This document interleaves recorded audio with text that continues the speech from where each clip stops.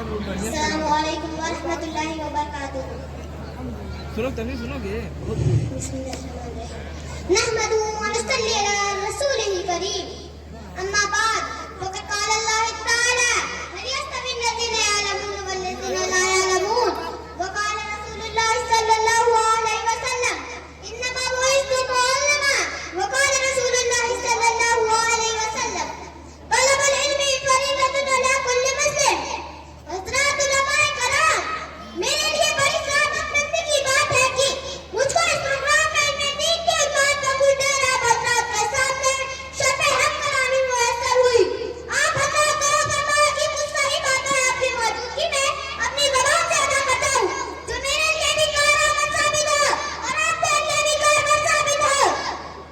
मिल्लत इस्लामी अगर पसंद हो, पहले से दरिया मुल्क आदम अलैहिस्सलाम को शराफत करामत और खिलाफत से नवाजा गया। इल्म ही ने दरिया फरिश्तों ने हज़रत आदम अलैहिस्सलाम को सजदा किया। गोया कि इल्म ऐसा जौहर है जो इंसानों को हर मखलूक़ात से अफजल और बरतर बना दिया करता है।